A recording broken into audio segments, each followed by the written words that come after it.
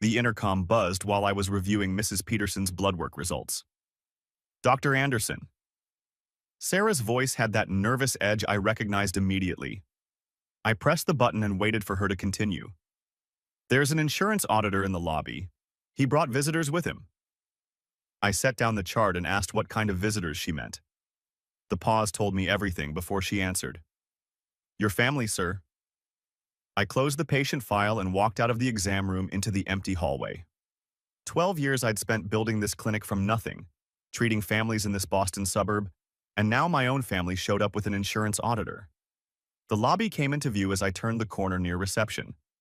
Stephen Park stood by the front desk wearing a gray suit and holding a briefcase. Mid-40s, Asian American, neutral expression that gave nothing away. Behind him stood Rachel in a designer blouse and pearl necklace, arms crossed with that smirk I remembered from childhood. My parents flanked her on either side, Robert with gray hair and a polo shirt, Linda in a floral dress, both wearing identical expressions of righteous concern. 8 years since I'd seen any of them. Park noticed me first and asked if I was Dr. Michael Anderson. That's me, I said. Rachel's smirk widened as she corrected him. No, that's Michael Harris. He's the receptionist here. I looked at her and said nothing while Park's expression shifted to confusion. He mentioned that the clinic registration listed Dr. Anderson as medical director, but Rachel insisted I was lying. I kept my face neutral and suggested we talk somewhere private, then led them past Sarah's desk toward the conference room.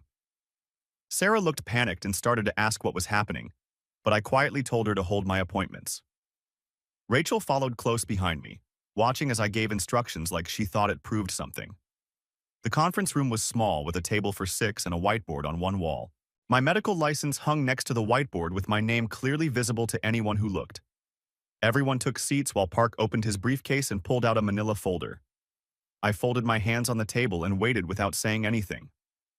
Rachel glanced at the wall, saw the license, then looked away quickly.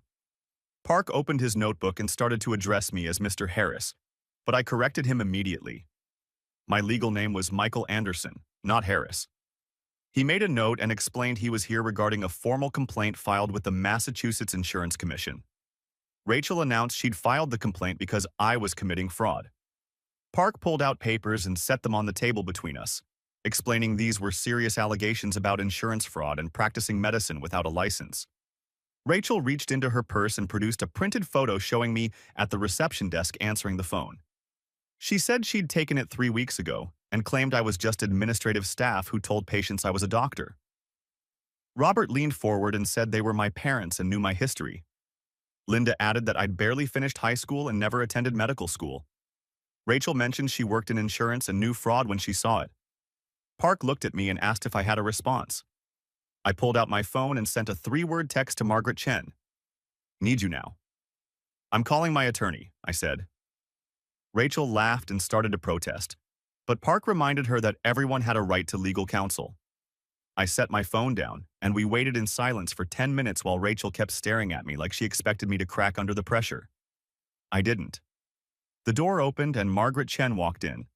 53 years old, Korean American, wearing a sharp suit and carrying an expensive briefcase. I stood to greet her while she addressed me as Dr. Anderson, emphasizing my title loud enough for everyone to hear. We shook hands before she cut off Rachel's protest and introduced herself as my attorney, adding that I was the owner of Boston Family Medicine. Chen set her briefcase down and told Park she needed to see the formal complaint before we continued. Park slid the folder across the table while Chen read through it with an expression that revealed nothing. She looked up and asked who had filed such serious criminal allegations. Park explained that Rachel Harris had filed it with supporting affidavits from Robert and Linda Harris. Chen looked at Rachel, then at my parents, and said she understood the situation. Park cleared his throat and began reading the complaint aloud. It alleged that Michael Harris was practicing medicine without a license, using a stolen identity of Dr. Michael Anderson to deceive patients, performing medical procedures without training, and defrauding insurance companies by submitting claims under false credentials. Rachel's signed affidavit claimed she'd witnessed me examining patients and prescribing medication. My parents' co-signed statement confirmed I had no medical education. The photo evidence supposedly showed me performing administrative duties at the reception desk. Chen tapped the folder and asked Park if he'd verified any of these claims before coming here. He admitted he was still in the process of verification, which prompted Chen to ask if he'd really shown up based solely on this complaint without checking state licensing databases first. Park shifted in his seat and explained the complaint had appeared credible, given it came from family members with detailed evidence. Chen opened her briefcase and pulled out a Massachusetts name change certificate dated April 2013. She explained that my legal name had been Michael Anderson for 12 years now, which made Rachel immediately claim that was convenient. Chen pointed out it was public record and I'd changed my name when I got married in 2013. Linda's voice came out small and uncertain when she asked if I'd gotten married. I spoke for the first time in 15 minutes. Divorced in 2015, kept the name professionally. Robert stared at me and said they hadn't known about any of this. I reminded him they hadn't asked, and we'd had no contact for 8 years. Rachel recovered quickly and argued that changing my name didn't prove I was a doctor, suggesting I could have changed it to hide something. Chen asked who exactly I would be hiding from when I ran a public medical practice. The phone rang outside the conference room. Sarah's panicked voice came through the door calling for Dr. Anderson, so I stood and walked out to the reception desk visible through the window. Sarah was handling one line while another kept ringing, so I picked it up and answered with the clinic name, then switched to the second line and identified myself as Dr. Anderson. An elderly patient needed a prescription refill, so I pulled up his file on the computer, verified the medication, and submitted the refill request to his pharmacy. I hung up and returned to the conference room. Rachel was on her feet looking triumphant, insisting this proved I was just reception staff. I sat down and explained my receptionist had been overwhelmed, so I helped her. Rachel argued that doctors don't answer phones, to which I replied that I do when my team needs help. She turned to Park and insisted this was exactly what she'd been talking about, that I thought answering phones made me a doctor. Chen pulled out another folder containing text message screenshots with timestamps clearly visible. She showed Park messages from October 15th, where Rachel had asked me for an urgent $50,000 loan because her business was failing. The messages revealed that our parents had co-signed her loans and would lose their house if she defaulted. Rachel's texts said I was her brother and owed her help because family helps family. My response had been simple. We hadn't spoken in 8 years and I didn't owe her anything. Chen's voice turned cold as she pointed out that Rachel had filed this complaint on October 18th, exactly 3 days after I refused the loan. Rachel's face went pale as she insisted that wasn't why she'd filed the complaint. Chen asked her to explain the real reason then. The silence stretched out uncomfortably while Robert turned to Rachel and asked if she'd really requested money from me after telling them she was reporting fraud because it was the right thing to do. Linda's voice cracked as she asked if Rachel had lied to them. Robert studied my face like he was seeing me for the first time in years. Linda stared at the medical license hanging on the wall behind me. Robert asked slowly if those licenses were real, and I confirmed they were. He asked if I'd actually gone to medical school. Johns Hopkins, graduated 2011. Linda's eyes filled with something that might have been tears as she asked why I hadn't told them. I reminded her I'd invited them to my graduation, but they hadn't come because Rachel's work event had been scheduled the same weekend. Robert blinked and asked if that had really been 13 years ago. 14.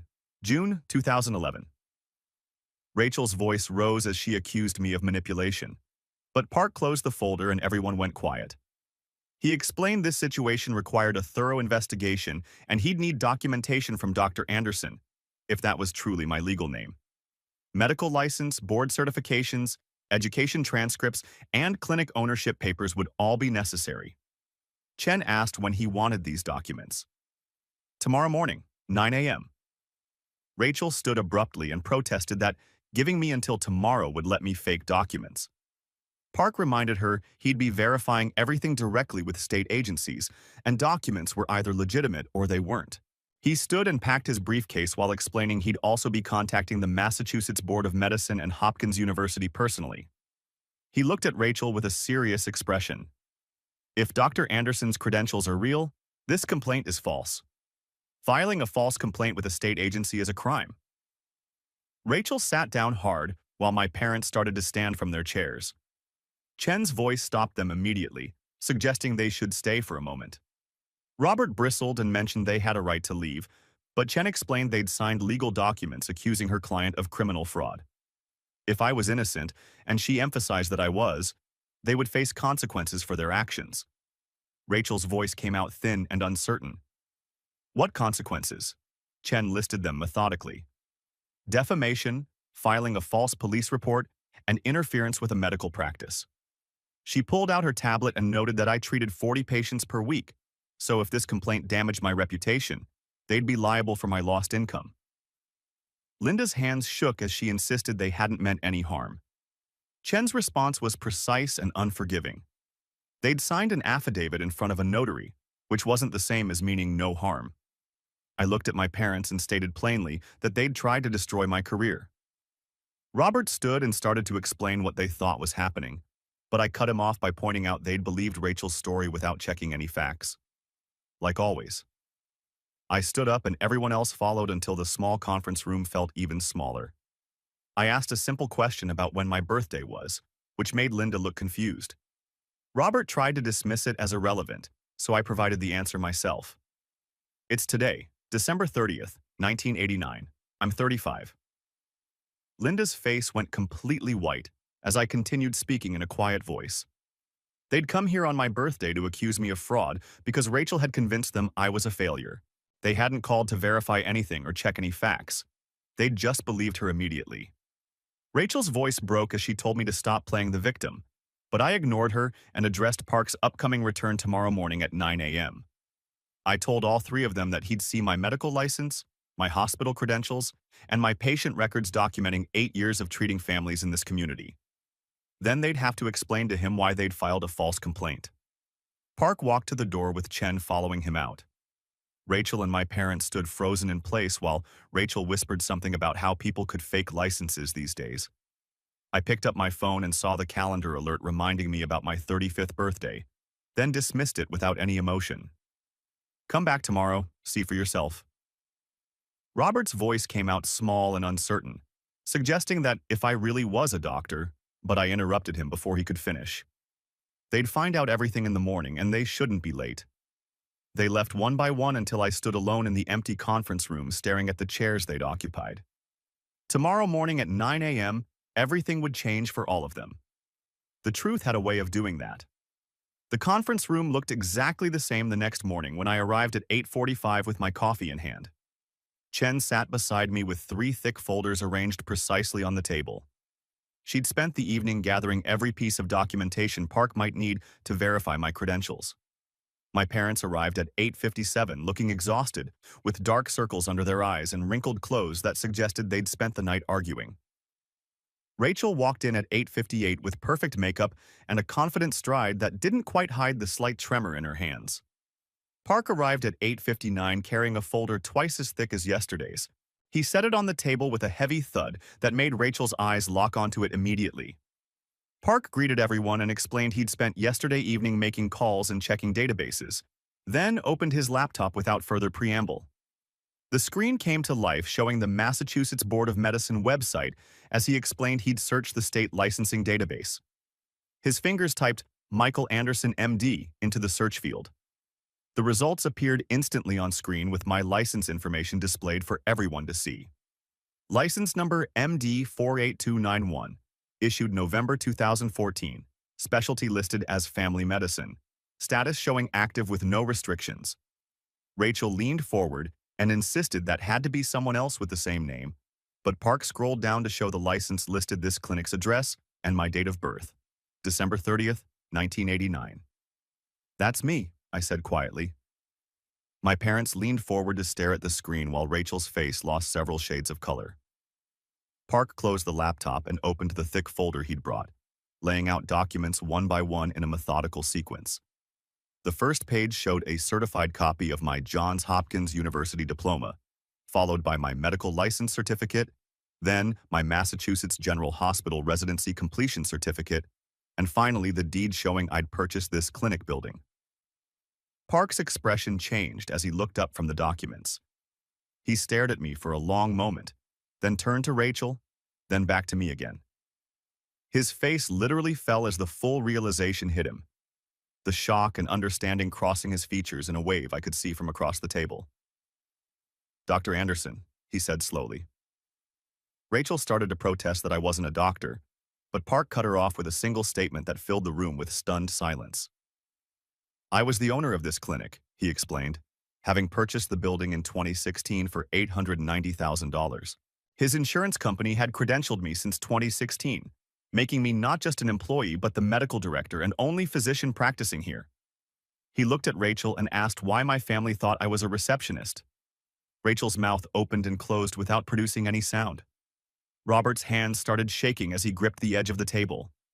Linda's eyes filled with tears that spilled down her cheeks, while I kept my expression completely neutral. Park continued laying out more documents that formed a complete picture of my education. High school transcript from Westbrook High in Connecticut showing a 3.8 GPA, not the barely graduated failure my parents had described to him. Associate's degree from Lakewood Community College with a perfect 4.0. Bachelor of Science in Biology from University of Ohio with a 3.9 GPA. Doctor of Medicine from Johns Hopkins Medical School in 2011, graduated with honors. Family medicine residency at Mass General Hospital from 2011 to 2014.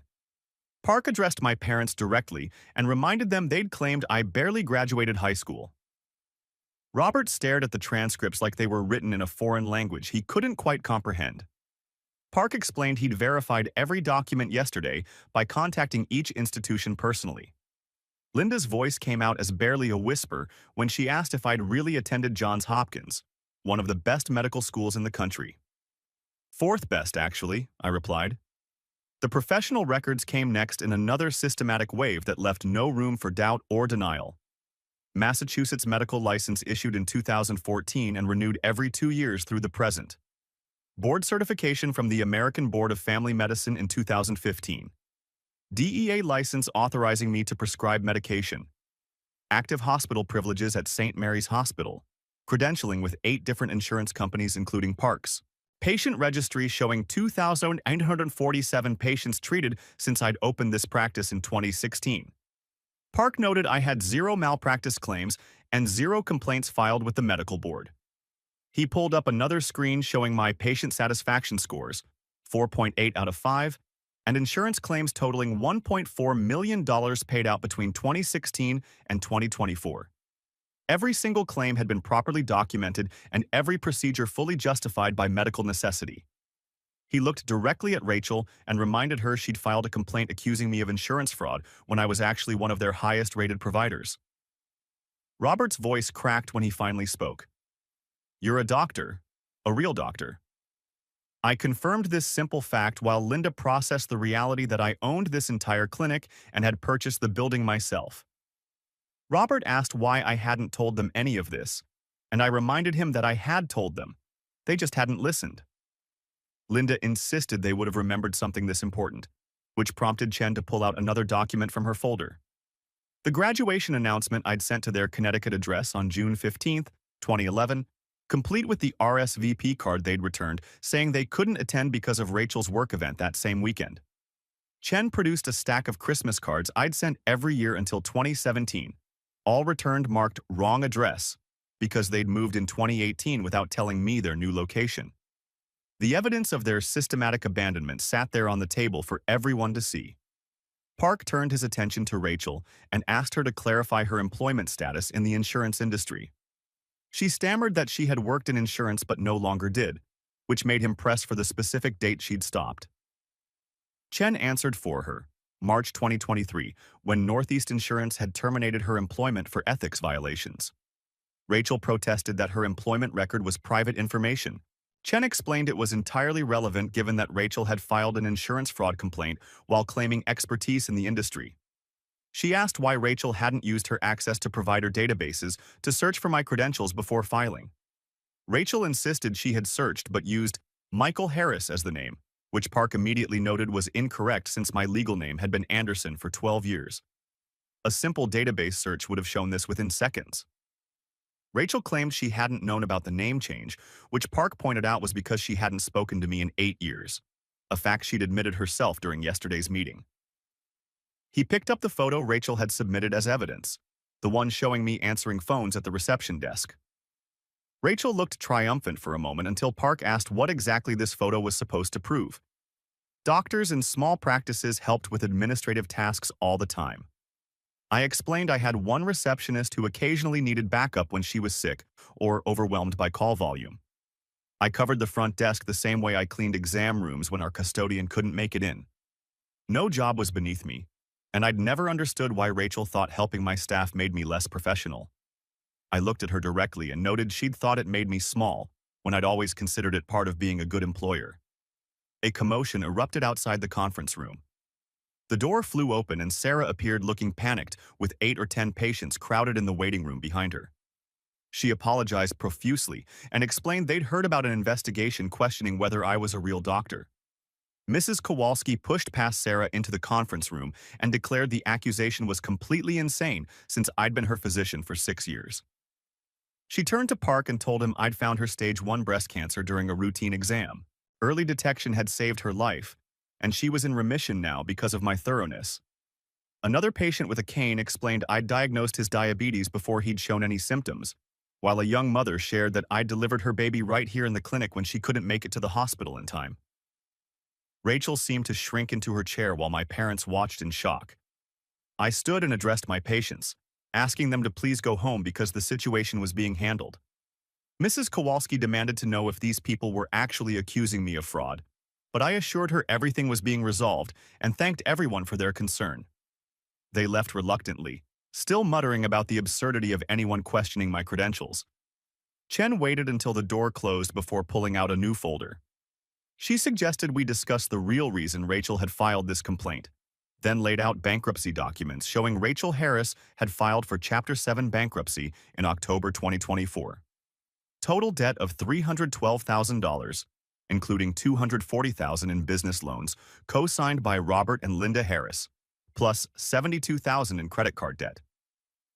Robert's face went pale as Chen explained their daughter's wellness spa had failed after 18 months of operation.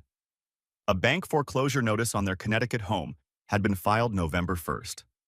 Linda's voice rose to a near shriek as she processed the information that they were losing their house. Rachel stammered that she'd been planning to tell them, which made Robert demand to know when exactly she'd intended to share this news. Chen provided the timeline. Unless the debt was paid by January 15th, the bank would take possession of their home. She showed Park the text messages again where Rachel had asked me for a $50,000 loan. Rachel's plan had been transparent in hindsight. Destroy my medical practice with false accusations, make me desperate enough to need family support, then use reconciliation as leverage to extract money from me. The financial motive made this complaint worse than simple jealousy. It was calculated extortion that had failed spectacularly. Robert stood up with his face flushed red and his hands clenched into fists. He told Rachel she'd lied to them by claiming this complaint was about protecting patients from a fraud. Rachel tried to insist she'd genuinely believed I was committing crimes, but Robert cut her off by pointing out she'd known about the name change and could have verified my credentials with a single database search. Linda sobbed harder while demanding to know if they were really losing their home because of Rachel's failed business. Rachel's voice turned defensive as she claimed she'd been trying to save the family. Robert exploded at this justification and asked if destroying her brother's career was her idea of salvation. Rachel's response came out as a near scream. I wasn't her brother because I'd abandoned them all years ago. I corrected this narrative in a cold, flat voice by explaining I'd left home to build my own life, which wasn't the same as abandonment. They'd never tried to find me. Rachel argued I'd moved and changed my name, making it impossible to locate me. I pointed out that searching Michael Anderson Dr. Boston would have brought up my practice as the first result on any search engine. The excuses were crumbling faster than she could manufacture new ones. Park closed his folder and announced his official decision. The complaint was completely baseless, my credentials were impeccable, and my practice was entirely legitimate. He'd issue formal clearance immediately, and this investigation wouldn't affect my insurance contracts in any way. I thanked him quietly while he turned to Rachel and explained he'd be reporting this incident to the Massachusetts Insurance Commission. Filing a false complaint was a misdemeanor at minimum, possibly elevated to a felony given the clear financial motive. Rachel tried to claim she'd made an honest mistake, but Park's response was firm and unforgiving. She'd signed legal documents and submitted notarized affidavits, which made this perjury rather than a simple error in judgment. Chen stood and adopted her formal attorney posture. She announced that I'd be filing a civil lawsuit against all three of them, which made Robert ask why he and Linda were included. Chen explained they'd co-signed the complaint and were therefore legally liable for its consequences. Defamation, interference with business operations, and emotional distress would be the primary claims, with damages sought in the amount of $500,000. Linda protested that they didn't have anywhere near that kind of money. Chen's response was matter of fact. They'd lose their house to foreclosure anyway, and depending on the criminal charges, they might face jail time as well. Rachel called this entire situation insane, which gave me the opening I'd been waiting for. I looked at her and stated plainly that she'd tried to have me imprisoned on false charges. These were just the natural consequences of her actions. Park gathered his materials and left the conference room while my parents stood and started collecting their coats. Rachel remained seated, staring at the table in stunned silence. I walked to the door and stopped with my hand on the handle. "One question," I said. Rachel's head came up slowly while I asked if she would have helped me if our situations had been reversed. If I'd been the one drowning in debt and had asked her for $50,000 to save myself. The silence stretched out for nearly 30 seconds before Rachel opened her mouth but couldn't form any words that answered the question. "That's what I thought," I said. I looked at my parents and told them they'd raised Rachel to believe she mattered more than me. She'd internalized that lesson completely, and so had they. Now, all three of them would face the consequences of that belief system together. I walked out and let the door close behind me. Behind that door, Linda's sobs echoed through the empty conference room while Robert stared at the bankruptcy documents spread across the table. Rachel's phone started ringing with a call from the Massachusetts Insurance Commission. She didn't answer it. 2 weeks after the auditor's visit, the Massachusetts District Attorney filed formal charges against all three of them. Rachel faced 1 count of insurance fraud as a felony and 1 count of filing a false complaint as a misdemeanor. My parents were charged with conspiracy to file a false report, both misdemeanors given their ages and lack of criminal history. The court set bail at $10,000 each and scheduled the trial for March 2025. I didn't attend the arraignment. Chen sent me the case file along with something else she'd been investigating, Rachel's complete employment history. I reviewed the documents in her office 3 days before Christmas, while downtown Boston bustled with holiday shoppers who had no idea their lives were so much simpler than mine. Rachel had been fired from Atlantic Insurance in 2019 for approving fraudulent claims. Northeast Insurance had terminated her in 2021 for falsifying customer records. Bay State Insurance had let her go in 2023 for ethics violations. She'd been unemployed for 8 months before filing the complaint against me. Chen pointed out this wasn't just desperation. It was a pattern of behavior. The records showed Rachel had filed complaints against 2 of her former employers, both dismissed as baseless. She had a strategy that became obvious once you saw it documented across years of failures. When things didn't go her way, she found someone else to blame and tried to destroy them instead of accepting responsibility. My parents had never known about any of the firings because Rachel told them she was consulting. A letter arrived from the Massachusetts Board of Medicine on December 20th. The investigation had taken exactly 14 days to complete and found the complaint against me to be malicious and entirely unfounded. My credentials were verified as exemplary, my license remained active with no restrictions, and the board apologized for any inconvenience the investigation had caused. The complainant had been flagged in their system for potential abuse of the complaint process. I framed the letter and hung it next to my medical license in the conference room where my family had tried to destroy me. It felt like the smallest possible victory, but victories were still victories. Local news picked up the story 3 days later with a headline about a family doctor cleared after false fraud accusations. A reporter showed up at the clinic asking for an interview, and I gave her exactly 2 sentences on camera. I was focused on my patients because that's what mattered, and I felt nothing about my family's accusations because they weren't my family anymore. The clinic's Google reviews spiked from 4.2 to 4.9 stars overnight. 73 new 5-star reviews appeared, talking about how I was the best doctor in Boston and how patients stood by me through false accusations. Appointment requests tripled within a week, forcing me to extend office hours and start a waiting list for new patients. The community had spoken, and they'd chosen my side. Chen called me between patients on January 7th with news about my parents' house. The bank had auctioned it the previous day for $380,000, which covered most of Rachel's business debt. Robert and Linda were moving to a senior apartment complex with help from my Aunt Diane. I told Chen I was glad they had support from someone. She asked if I'd reconsider the lawsuit given they were losing their home, and I said no without hesitation. They'd lost the house when they co-signed Rachel's irresponsible loans. I was just choosing not to stop the natural consequences of their own decisions. The criminal case moved faster than I expected.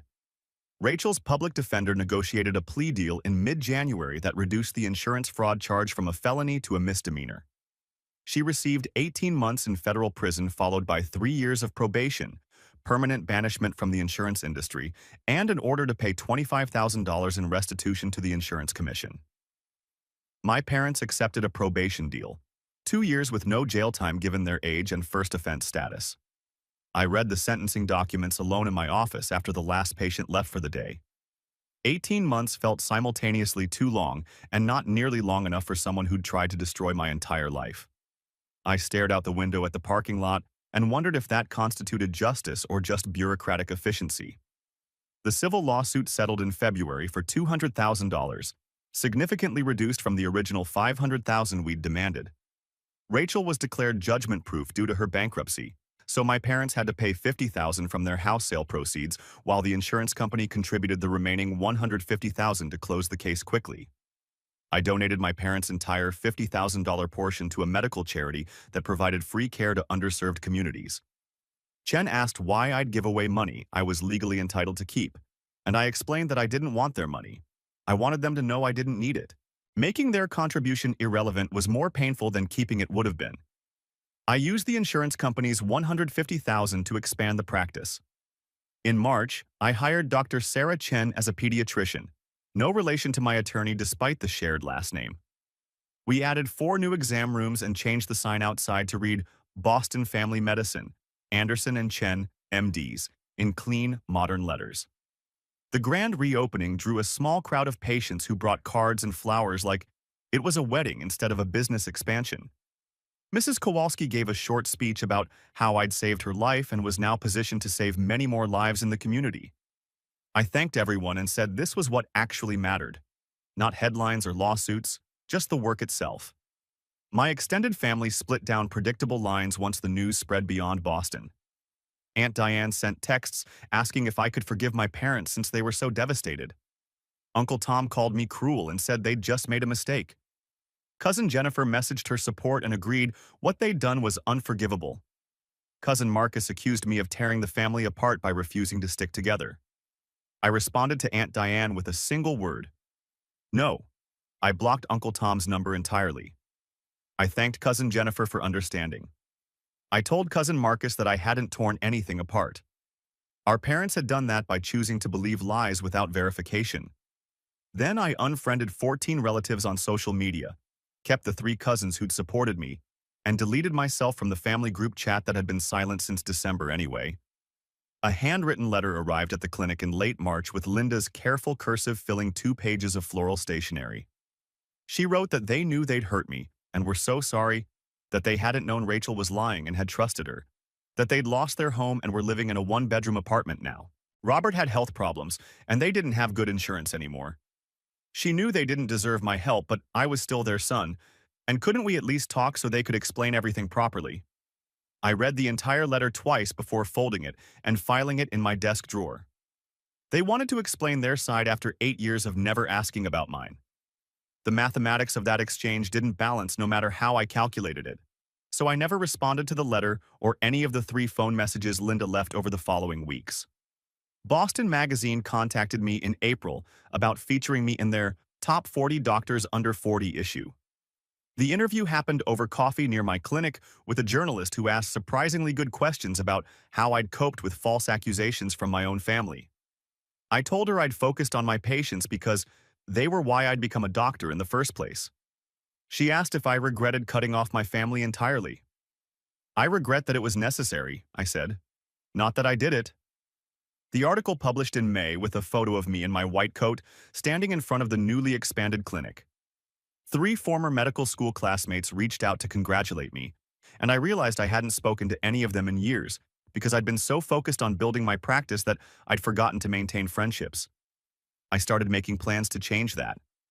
At a medical conference in June, I ran into Dr. Sarah Chen during a presentation on pediatric care integration in family practices. We got coffee afterward and talked about the challenges of running a small clinic in an era of corporate medicine. She asked about the insurance auditor story she'd heard through the medical community gossip network. I confirmed it was all unfortunately true. Sarah's expression shifted to something between sympathy and respect when she processed that my own sister had tried to destroy me. She asked if I was still angry about what happened, and I explained that anger required energy I'd rather spend on learning and growing. Therapy had helped me understand that holding on to rage would only give them continued power over my emotional state. She smiled and said, that was actually really healthy for someone who'd been through trauma. 3 years of therapy, I told her. Best investment I ever made. A letter arrived from FCI Danbury Federal Prison in August with Rachel's inmate number printed on the return address. She'd had time to think and realize she was wrong. That money desperation had clouded her judgment. That prison therapy was helping her understand her patterns. She knew she couldn't undo what she'd done, but hoped I might forgive her someday, and would I consider writing a letter to the parole board when her hearing came up in a few months. I read the letter once, felt absolutely nothing, and wrote a single word on the prison stationery. No. I signed my name, put it in the return envelope, and mailed it back the same day. When Chen called later that week and asked what I'd told Rachel about the parole letter, I repeated the same single word. Chen laughed and said good, which made me feel like I'd passed some kind of test I hadn't known I was taking. Late one night in September, I sat alone in my office finishing paperwork after a long day of back-to-back appointments. A framed photo on my desk showed me at my Johns Hopkins graduation, wearing my medical school whites and holding my diploma. I was alone in the photo because no one had come to watch me graduate. No parents, no sister, no extended family who'd all been too busy with Rachel's work event that same weekend. I picked up the photo and studied my younger self's proud expression. People kept asking if I was happy now that everything had been resolved legally and professionally. I never knew how to answer that question because happiness felt like the wrong metric to measure against. I had a successful practice, good colleagues, and patients who trusted me with their lives and health. But I had no family, no siblings to call on birthdays, no parents to visit on holidays, no cousins who'd want me at their weddings. Was it worth it? My phone buzzed with a text from Sarah asking about dinner tomorrow at her place. I looked at the photo again, then at the text, then back at the photo of my solitary graduation day. Some losses were necessary even when they hurt, and maybe that was the only answer that mattered. I put the photo face down in the drawer and texted back a simple yes. The paperwork could wait until morning. My 36th birthday fell on December 30th, 2025, exactly 1 year after the insurance auditor had walked into my clinic with my family trailing behind him. The celebration happened in my condo with 8 people gathered around a cake that read, "Happy 36th birthday, Dr. Anderson," in blue frosting. Sarah Chen stood beside me while Margaret Chen, my attorney-turned-friend, raised a glass of wine. Dr. Sarah Chen, my clinic partner with the confusingly identical name, laughed at something one of my colleagues said. Mrs. Kowalski sat in my most comfortable chair, looking pleased with herself for organizing this entire event without my knowledge. The atmosphere felt warm and genuine in a way last year's birthday never had. Sarah mentioned that exactly 1 year ago I'd been dealing with the audit, and I acknowledged it had been a different life back then. Mrs. Kowalski corrected me and said I was a different man now, but I disagreed with her assessment. I was the same person, just lighter somehow, unburdened by the weight of family members who'd never actually seen me. Attorney Chen proposed a toast to justice, but I quietly changed it to peace instead. One of my colleagues asked about Rachel during the party, specifically whether she'd been released from prison yet. I confirmed her early release had happened in November after serving 13 months of her 18-month sentence. Her parole officer had contacted me to explain she was prohibited from any contact with me for 3 years as part of her probation conditions. Sarah asked if that restriction bothered me. I told her the truth. Even if the no-contact order expired tomorrow, I still wouldn't talk to Rachel because there was nothing left to say between us. The conversation moved on quickly because no one at this gathering cared about Rachel's situation beyond basic curiosity. Attorney Chen mentioned that my parents had sent a Christmas card to her office earlier that month, which she'd returned unopened per my standing instructions. Dr. Chen asked if I ever wondered how they were doing, and I explained my Aunt Diane sent occasional updates without being asked. They were fine, living in a senior community with subsidized rent, managing their health problems with Medicare. Someone asked if I felt guilty about their reduced circumstances. I feel nothing, I said. That's better than anger. The party continued with talk of the clinic's upcoming one-year anniversary as Anderson and Chen Family Medicine. Dr. Chen shared that we'd treated 892 new patients in the past year, nearly doubling our practice size. I noted the settlement money from the lawsuit had gone to good use, which made Mrs. Kowalski laugh and point out that Rachel had tried to destroy me, but I'd built something even bigger from the wreckage. I corrected her gently. Rachel had tried to destroy someone she thought was small and insignificant. She'd never actually known who I was, so her attack had been against a phantom version of me that existed only in her imagination. The next evening, I stopped at Trader Joe's on my way to Sarah's apartment for New Year's Eve dinner. The store was crowded with last-minute shoppers stocking up on champagne and appetizers. I reached for a bag of coffee beans on the shelf and my hand touched another hand reaching for the same bag. I looked up and saw Rachel. She'd lost weight in prison, her face thinner and more angular than I remembered. The designer clothes were gone, replaced by a Target sweater and jeans that had seen better days. Prison pallor made her skin look grayish under the fluorescent store lights. We both froze for a long moment. She said my name and I said hers, and then silence stretched between us in the coffee aisle while other shoppers pushed their carts past us.